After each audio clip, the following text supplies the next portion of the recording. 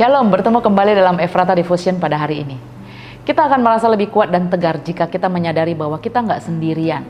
Ada orang seperti pasangan kita, orang tua kita, anak atau sahabat kita.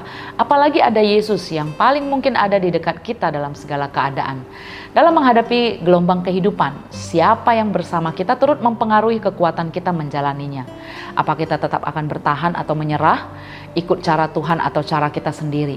Cara Tuhan seringkali tidak sama dengan cara dunia, sehingga seringkali kita bisa dibuat ragu dalam menentukannya. Kita dapat kuat ketika kita ada di dalam Yesus yang tidak pernah meninggalkan kita. Karena itu kita harus pastikan kita bersama Yesus. Karena Yesus adalah penolong yang tahu persis detail pergumulan kita dan yang akan menolong kita tepat waktu. Masalahnya, waktu Tuhan tidak selalu sama dengan waktu kita. Kita dapat merasa ini saat yang tepat loh Tuhan menurutku, tapi kok Tuhan belum bertindak ya? Ya, memang waktunya kita bukan waktunya Tuhan.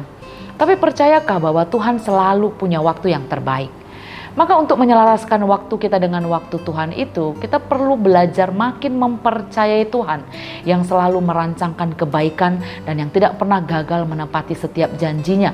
Bahkan sesuatu yang tidak baik dapat Tuhan ubah menjadi sesuatu yang mendatangkan kebaikan. Alkitab mencatat Yesus sengaja menunda kedatangannya meskipun ia mendengar berita tentang Lazarus, sahabatnya sakit parah.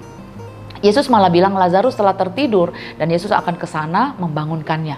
Dan ketika didengarnya kabar kematian Lazarus, Yesus berkata dengan terus terang, Lazarus sudah mati, tetapi syukurlah aku tidak hadir pada waktu itu sebab demikian lebih baik bagimu supaya kamu dapat belajar percaya. Marilah kita pergi sekarang kepadanya.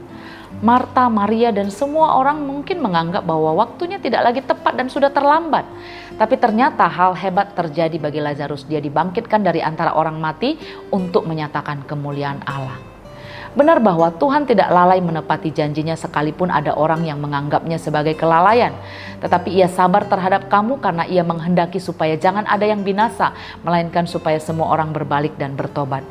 Mungkin di antara kita ada dalam hubungan yang rusak. Mungkin di antara kita juga ada yang terjerat hutang. Atau ada yang menjadi korban penipuan yang sedang marak. Pastikan kita tetap bertahan dan berada bersama Yesus. Karena ia setia dan penyertaannya sempurna. Ketika apa yang kita minta kepada Tuhan belum terjawab atau tidak terjawab seperti apa yang kita harapkan, mari kita belajar tetap percaya Yesus.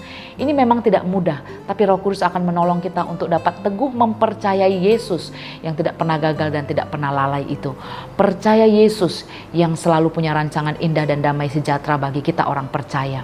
Atau bisa jadi ini adalah waktunya untuk memperbaiki atau mengubah pola atau cara kita sambil makin memperkuat iman percaya kita kepadanya sampai waktu Tuhan itu tiba. Tuhan menolong dan menguatkan kita. Mari kita berdoa. Tuhan, kami mau belajar untuk mempercayai Tuhan dengan sungguh-sungguh. Ketika keadaan tidak baik, ketika kami berpikir bahwa harusnya Tuhan Engkau datang saat ini dan bertindak, tapi ternyata belum, ajari kami untuk mempercayai waktu Tuhan. Ajari kami untuk percaya bahwa semua yang Tuhan rancangkan terbaik dan waktu Tuhan itu adalah yang terbaik. Kuatkan kami Bapa untuk tetap bertahan dan untuk tetap berada di jalannya Tuhan. Terima kasih ya Tuhan, tolong kami menjalani hari kami hari ini dan biarlah hak segala kemuliaan hanya bagi nama Tuhan. Demi dan di dalam nama Yesus kami berdoa dan bersyukur. Amin.